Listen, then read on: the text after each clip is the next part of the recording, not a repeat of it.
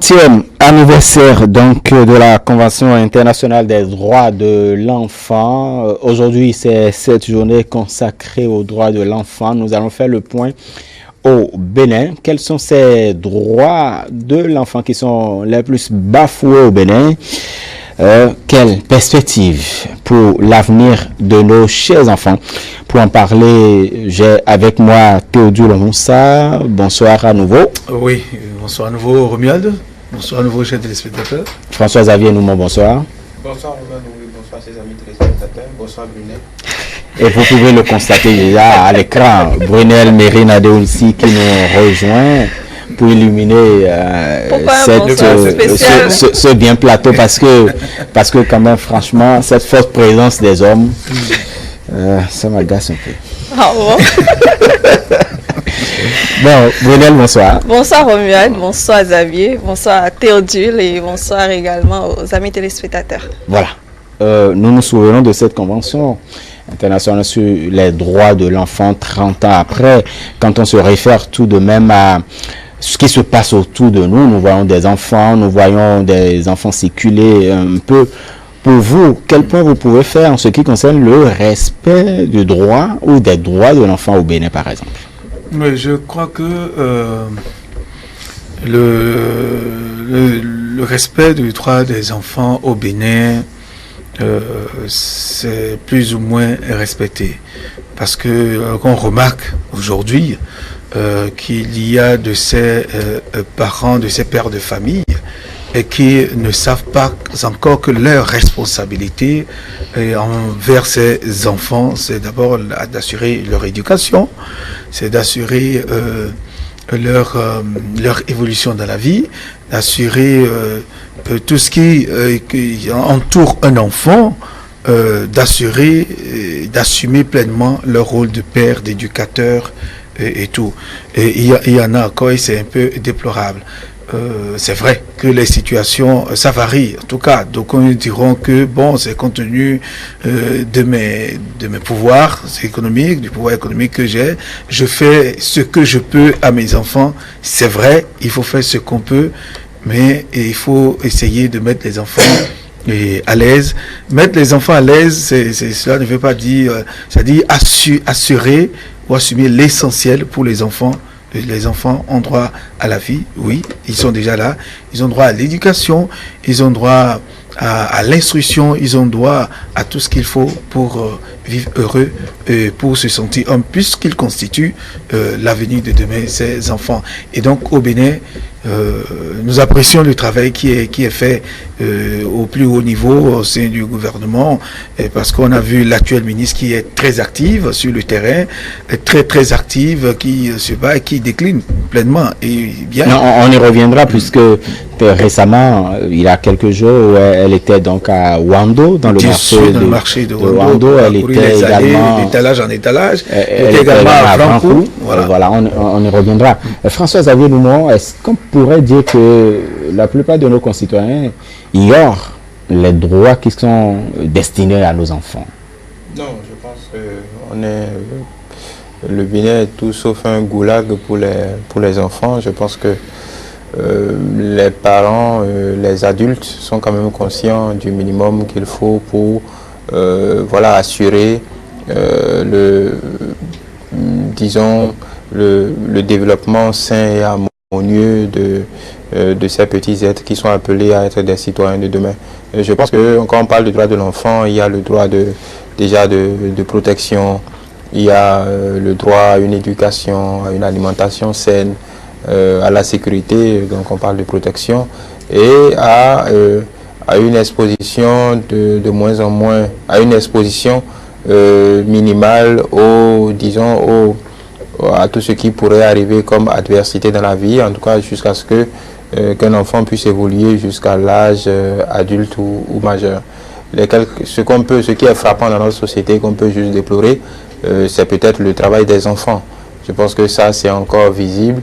Et malgré les efforts qu'il y a ici et là, je pense que ce pan-là du droit des enfants est encore à gagner. Cette bataille est encore à gagner. Nous avons dans beaucoup de parties de notre pays des problèmes aussi de malnutrition. Exactement, donc ça, ce sont aussi des droits qui ne sont pas totalement acquis pour un bon nombre d'enfants dans notre pays, parce que quand on parle de malnutrition, c'est aussi une forme d'injustice sociale, parce qu'un enfant malnutri, c'est un enfant dont le lobe cérébral déjà ne se développera pas de façon harmonieuse, et qui aura des problèmes de santé cycliques et qui aura du mal à donner son potentiel une fois arrivé à l'âge adulte. Donc ce sont ces quelques droits qui sont encore, ces quelques chantiers qui sont encore à gagner. Le chantier de la protection de l'enfant et de l'enfance, on voit que il y a quelques semaines, nous avions eu une stagiaire ici qui a travaillé sur ce volet bien précis, en allant travailler sur le sort des enfants prisonniers, par exemple. Donc on se rend compte aussi que là, quelque peu, on est dans il y a des tests. Chez nous, on est quand même champion des tests. Il y a énormément de tests qui encadrent tout ça. Et surtout, avec l'avènement du Code de l'enfant, surtout cet instrument qui canalise un peu et qui nous met sur le droit chemin. Mais Brunel Merinadé aussi, est-ce qu'on pourrait dire que le droit à l'éducation, c'est un pari gagné pour le Bénin? En tout cas, nous avons fait de très belles avancées. Parce que aujourd'hui on retrouve de très petits enfants qui vont à l'école. Ils ne sont plus gardés à la maison forcément pour attendre un âge vraiment avancé, ou bien gardés à la maison pour d'autres travaux d'abord, non. Déjà à 10-11 ans, ils ont le CEP. Je pense que également la facilité de l'accès même à l'école, à l'éducation. Donc, je pense, avec la gratuité. Merci. Donc, les frontières sont bien ouvertes. On a fait de très belles avancées dans ce cadre-là. Et l'autre cadre dans lequel on travaille beaucoup également, c'est le mariage des enfants, pour lequel il y a un lutte projet contre le mariage forcé des enfants. Donc, il y a un projet qui est en cours depuis quelques années et qui lutte fortement, qui associe tout ce qu'on doit associer au plan religieux, au plan politique et autres, même les enfants, pour qu'ils puissent connaître leurs droits, parce que quand ils ne le connaissent pas, ils font du n'importe quoi aujourd'hui aussi. C'est facile de les berner, c'est facile de les asservir, je veux dire, mais quand ils les connaissent, ils réagissent mieux, ils savent ce qu'ils doivent faire, mais également, c'est vrai qu'ils ont des droits, mais des devoirs aussi. Mais on n'est pas là aujourd'hui pour les devoirs. On parle plus des droits aujourd'hui. Oui. Effectivement, le droit à l'éducation, on a connu, comme le disait Brunel, on a connu des avancées. Toutefois, on retrouve toujours des enfants dans les marchés en train de vendre. On retrouve toujours les enfants qui se livrent à un certain nombre de travaux, de menuiserie, de maçonnerie, un certain nombre de choses. Oui, c'est vrai, Romiade. On retrouve de ces cas-là, surtout dans les périphéries de la ville de Cotonou, dans les villages, des enfants de moins de 5 ans qui sont en apprentissage, mécaniciens, menuisiers, etc., par-ci, par-là. On retrouve également au sein de nos marchés des enfants qui sont confiés, des filles d'Omégon. Quand même, il y a une lutte acharnée qui a été déclenchée contre l'exploitation de ces enfants. Et on retrouve ici, d'autres aujourd'hui trouvent des raisons, des subterfuges pour dire que c'est l'enfant de ma soeur, l'enfant de que je suis, qui n'a pas de... Et puis le frère ou la soeur n'a plus de grands moyens pour s'occuper de ces enfants. Et donc, ces enfants sont à ma charge. Il faut que j'arrive, c'est qu'ils participent. Ces enfants-là donc participent à ce que je fais pour pouvoir subvenir à leurs besoins. C'est des situations qu'on retrouve aujourd'hui et c'est quand même déplorable.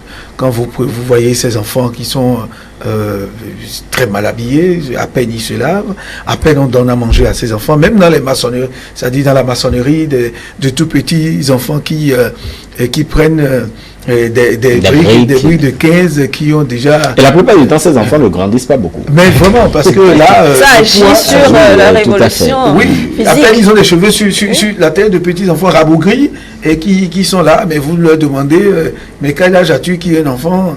Il te dit qu'il a 12 ans, mais vous lui donnez à peine 5-6 ans. Et donc là, c'est déplorable, c'est vraiment déplorable. C'est sûr,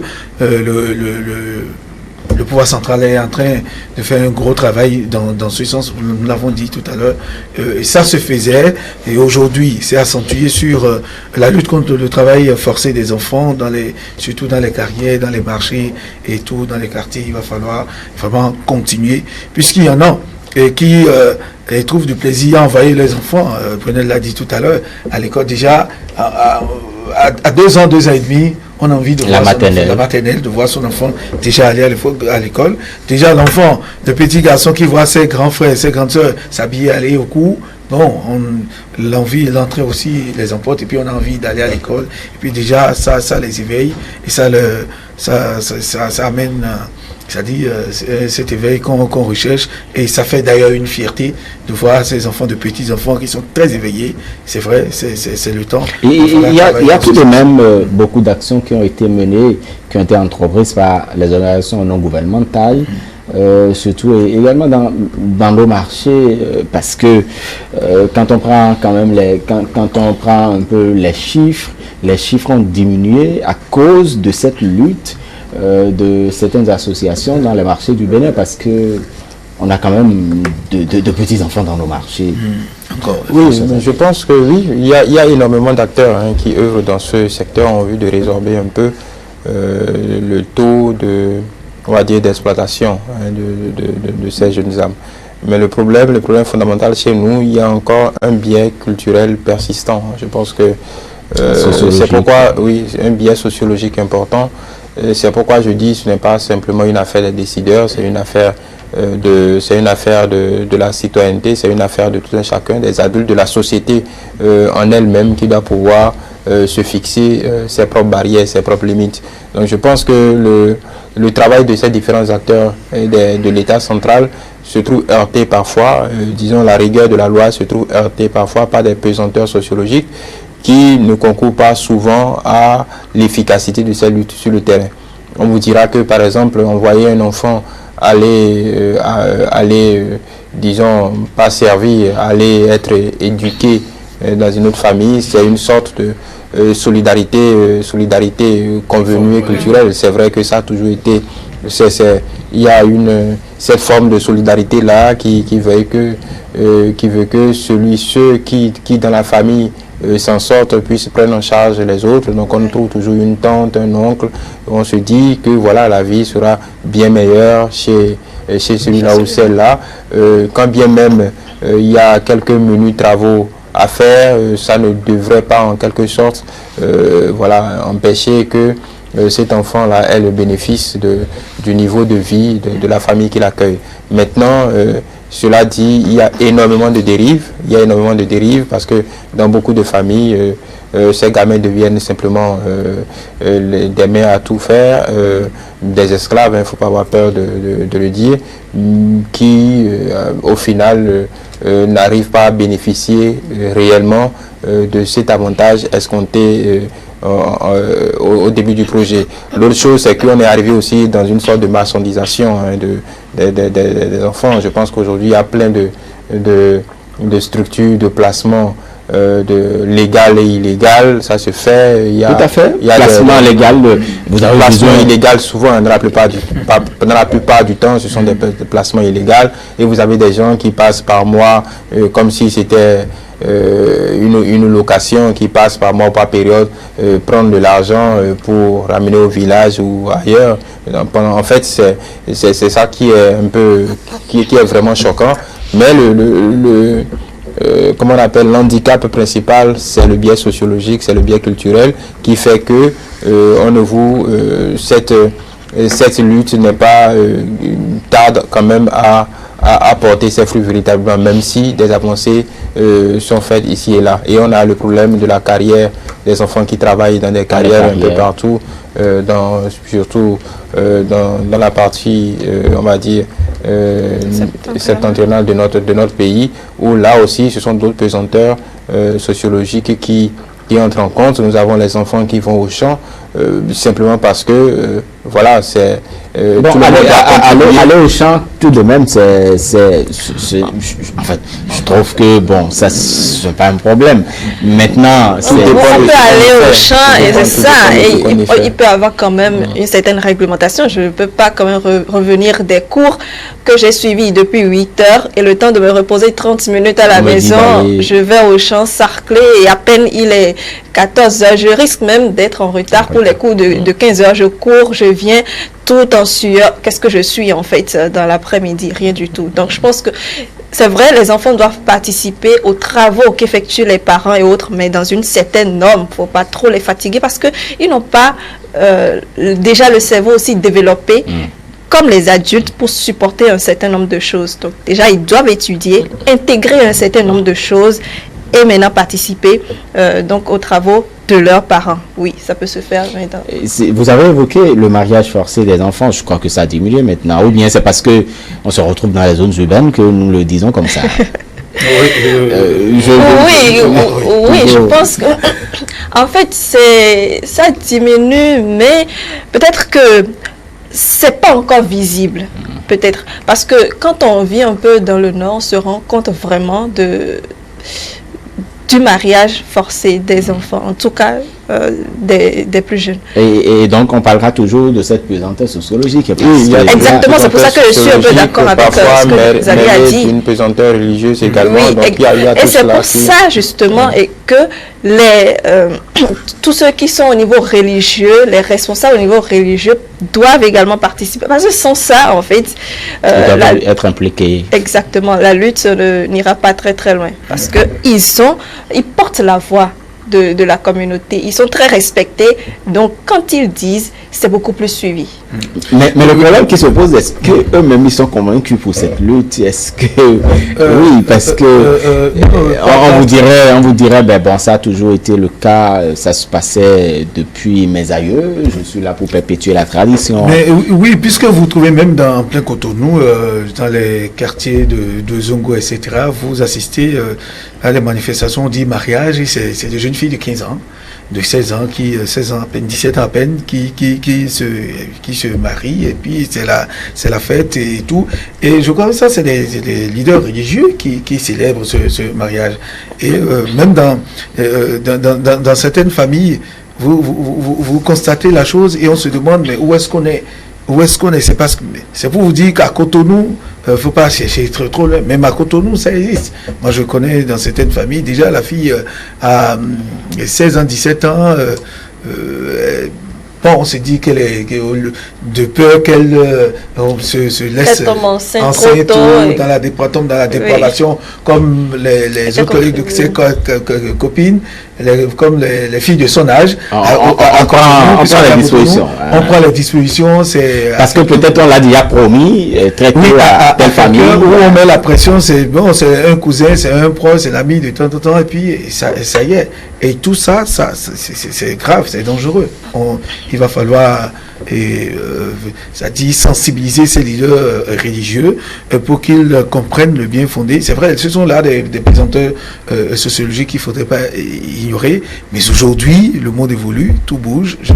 Je le dis, il va falloir changer les habitudes et accompagner ces enfants, parce qu'il y en a qui ont des aptitudes naturelles, beaucoup d'aptitudes, qu'on ne leur donne pas, ou bien on ne leur laisse pas le temps d'exprimer ces aptitudes, ces compétences, tout ce qui, ces génies qui sommeillent en eux. Malheureusement, on le confie, on le donne à des gens qui les maltraitent, et voilà. Alors que tout à l'heure, on a appris, on a su les délits que cela comporte, des punitions que l'on encourt en faisant tout ça. Très bien, on peut tout de même être heureux de ce que nous avons des instruments juridiques qui nous permettent de faire efficacement ou de mener à bien de façon efficace donc cette lutte.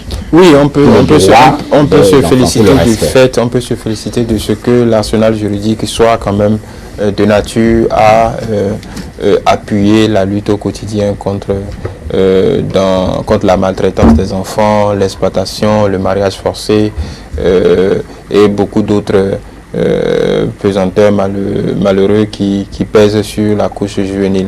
Maintenant, encore une fois, ce sur quoi moi je veux toujours insister, c'est la responsabilité collective.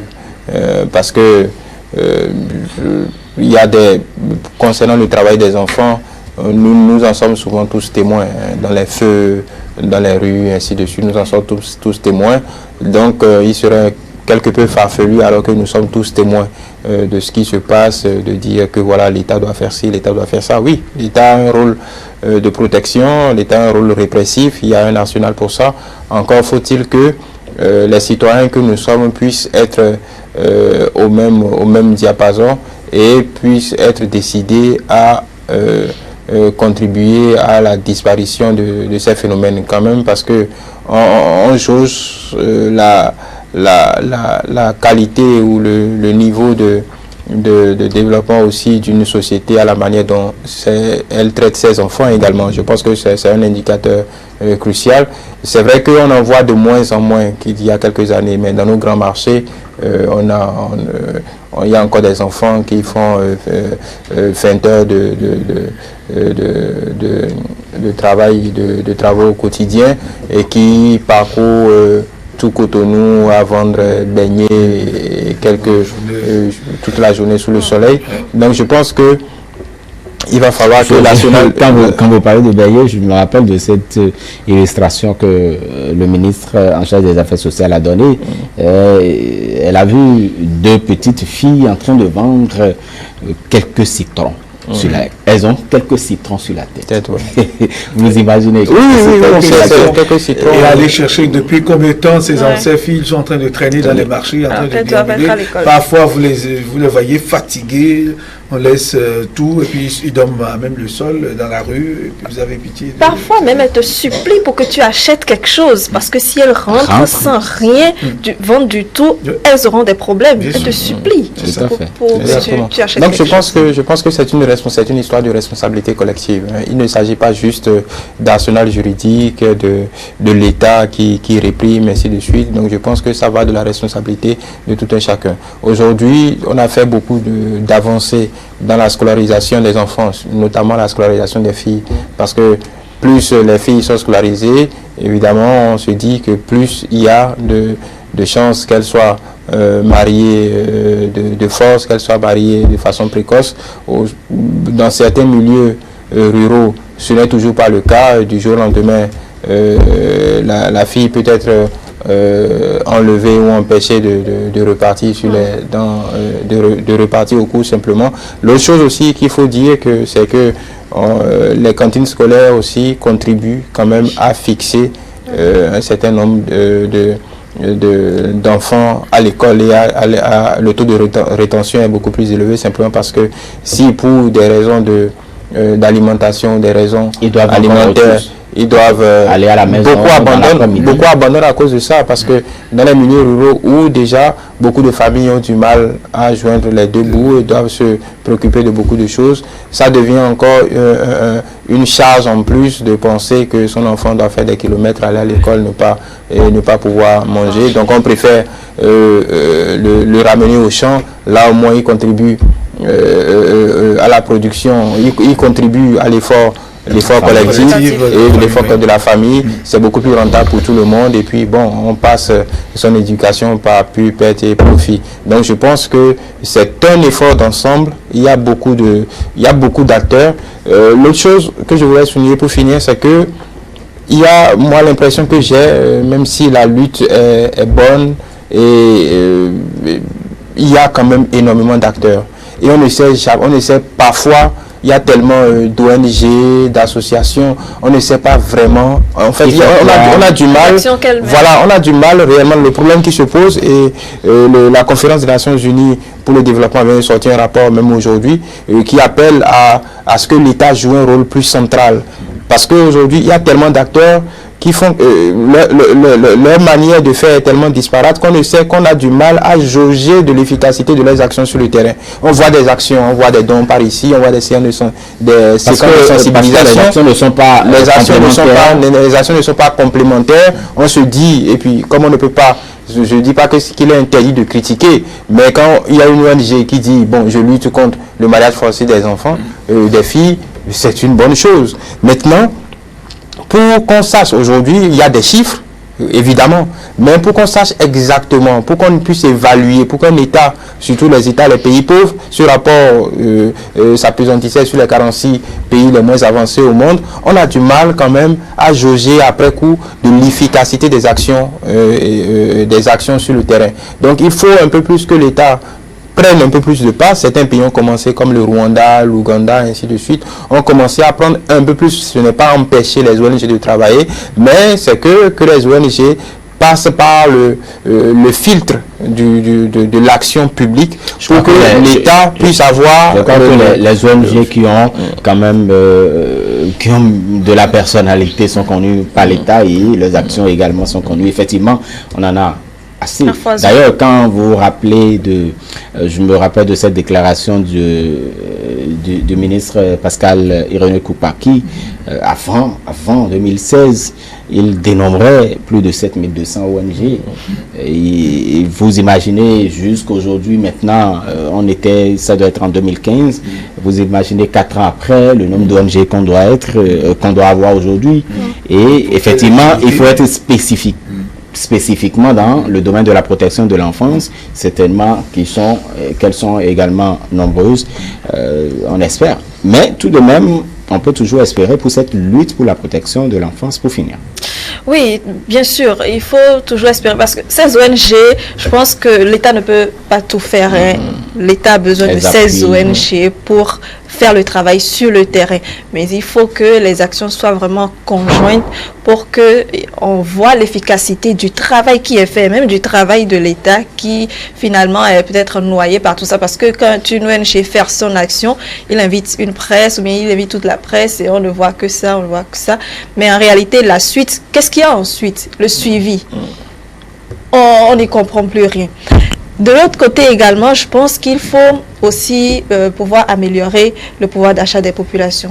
Et dans les marchés, on remarque beaucoup d'enfants, on l'a dit tout à l'heure, mais ces enfants ne travaillent pas forcément avec leur famille, pas avec leurs parents. C'est avec des parents peut-être indirects, vraiment très éloignés. Donc, si chaque parent a la possibilité de garder ses enfants, en tout cas le plus possible proche de lui, je ne pense pas qu'il les utiliserait dans ces conditions-là. Même si l'enfant va l'aider au champ, ce ne serait pas du tout dans ces conditions qu'on les retrouverait. Donc, pouvoir améliorer le pouvoir d'achat des populations. Et également, je sais que dans les ateliers d'apprentissage et autres, il y a une loi qui dit qu'on ne doit pas prendre quelqu'un de moins de 14 ans, par exemple. Donc, il faut pouvoir mettre un dispositif de contrôle pour réguler tout cela. Dans les maçonneries et autres, on ne peut rien contrôler aujourd'hui, alors que ça doit être vraiment une profession qui doit être certifiante, parce que je dois pouvoir dire oui, j'ai le diplôme de maçonnerie et autres pour pouvoir exercer. Donc, si on... Normalement, quand tu as l'apprentissage, en fait, il y a un délai tout de même, 3 à 4 ans. Mais quand tu commences moins de 14 ans, tu commences, on se dit, de toute façon, quand il grandira, on pourrait penser à sa libération. C'est quand il grandira. Il y a beaucoup d'actions à mener, donc on espère, on a quand même espoir que ça va changer. On a connu déjà des avancées et ça va sûrement s'arranger davantage.